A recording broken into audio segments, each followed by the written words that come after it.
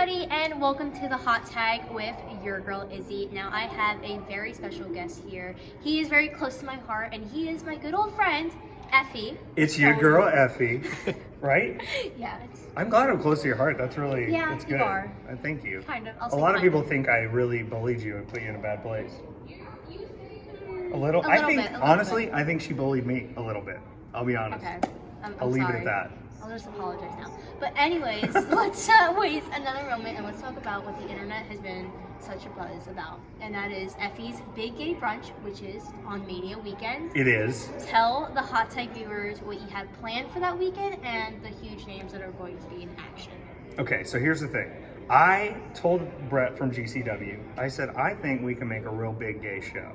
He said, really? He said, you think we can sell tickets off that? And I was like, yeah. He's like, but they already do gay shows. I was like, here's what they do now. They do very respectful, we're honored to be here gay shows, which are like, oh, we're booked, we get our own show, we should act kind and clap politely for everyone. And so that's not what the gay culture is to me. The gay culture to me is ridiculous and over the top and silly and exciting, and everyone's having the time of their life, and everything's a little bit cheeky, if you will. And so I said, let's do that show. Let's do it in the morning. Let's have mimosas. Let's have food. I don't even drink mimosas. I know that's what people like. Have an orange juice. I don't know. I said, let's get all the freaking legends, all the LGBT talent, and let's throw a crazy party that's a wrestling show that's also a brunch beforehand.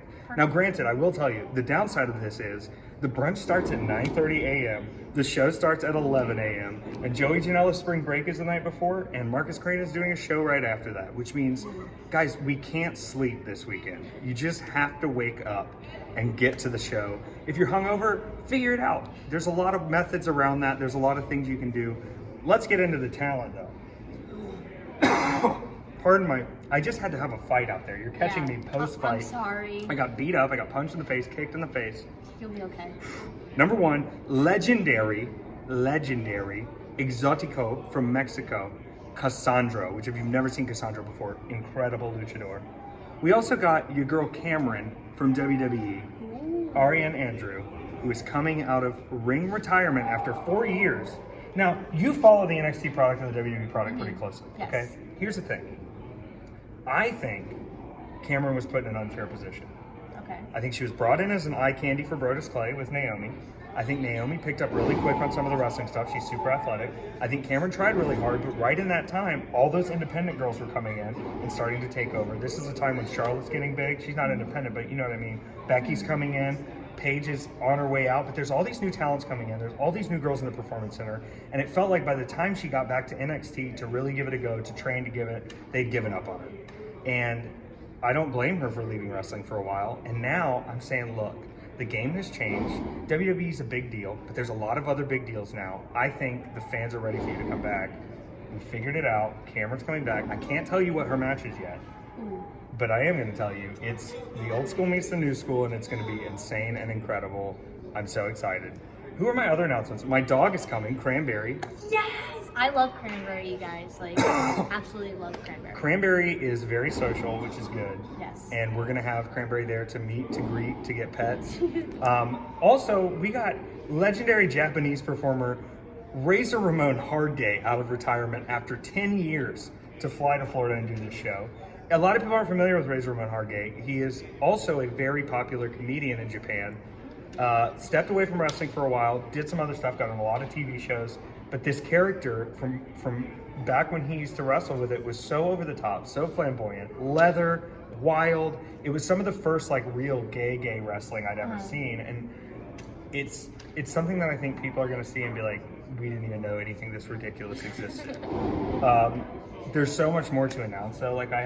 The problem is people are like, oh, you've announced a straight person and a dog, and there's not enough gay people. And I'm like, y'all, I have announced 5 people and a dog for a show that is 2.5 hours long, that's going to have so many matches. And by the end, they're probably going to be like, I think he put too many gay people on the show. There's so many gay people on this show. We're allowed to have a couple straight people there to enjoy it. And think about the progress we've made, where now the gay show is going to be one of the hottest shows of WrestleMania. I have people in my DMs. I just announced the Bicurious Battle Royal today, which I don't know if I'm allowed to say in front of you, People sometimes have feelings, sometimes they explore them, sometimes they don't. That's okay. I announced this today. People were heated that I was even making light of the fact that people could be bi-curious or not committed fully to being bisexual yet. And really, the fact that we're still that stone cold on everything is so silly to me because, guys, loosen up a little bit. If anything, people are going to see it and be more okay with us. There's less homophobia in the world. There's less violence in the world. Relax. Everybody relax. Have a good time. We're going to have good wrestling. We're going to have silly wrestling. We're going to have violent wrestling. We're going to have gay wrestling. And it's going to be a good time. Did I sell you? Yeah, you did. It does sound like a good time. And I think it's absolutely amazing that you're bringing more eyes to the LGBTQ community because that's very special and important. Now, is this a long-term vision or is this a one-time thing? Well, from the way things have been going and the way we've been talking, I think GCW would be interested in doing this in other cities. And I think it would be kind of an exciting kickoff to a lot of their shows where like there's a morning show where you can come get gay and have a couple bevs and eat some food. And then there's a night show where you can see GCW. I think it's something that we could do in other places.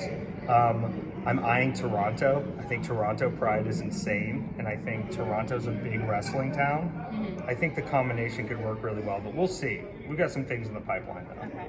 We can't give up on it. Right now, listen, Effy is aware of some things. Effy is aware that he's not going to the Fed anytime soon, and that's okay. Effy is aware that cable television is dead, and we all use streaming services.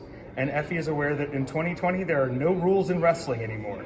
Anything goes, whatever you can make happen that's entertaining, it's valid and it's wrestling. Those three things combined have set me up to be more free than I have ever felt to do whatever I want. And that's exciting. We did whatever we wanted and you saw what happened. Yes, we did. Now you're a legit MMA superstar who could break people's legs. Y'all did this. Y'all did this. Well, all this talk about brunch, I'm getting really hungry. Now, what is Effy's favorite brunch meal / dish? I am a big sweet tooth. So if there's French toast, I'm a French toast guy all the way. I need some kind of fruit sauce on it though, like a strawberry, raspberry, blueberry thing. And I need a lot of whipped cream. Lots of it. And I eat a lot of eggs anyway. Cranberry eats a lot of eggs.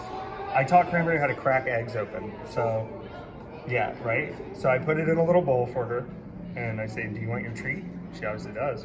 She cracks the egg, and she eats the egg, and then she goes back to her day. This sounds too good to be true. She's incredible. I'm sorry. She does tricks.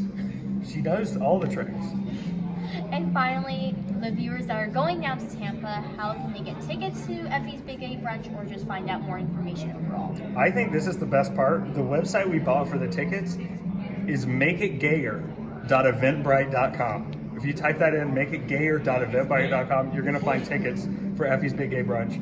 We have a lot of ticket options because we're conscious of people's wallets. If you just want to walk in and watch the show, $25. If you want to add some brunch on there, throw another 20 in. Come do meet and greets, come do signings, come hang out with Cameron from WWE and Cassandra and Hard Gay.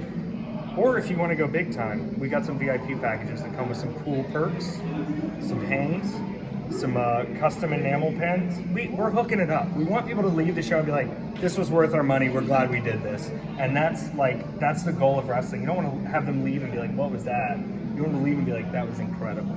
That's what we're doing. That's what he is doing. Thank you so much for joining me on the hot tag with your girl Izzy. Make sure you guys go check out Effy's Big Gay Brunch because it is going to be during WrestleMania weekend. I will see you guys next time.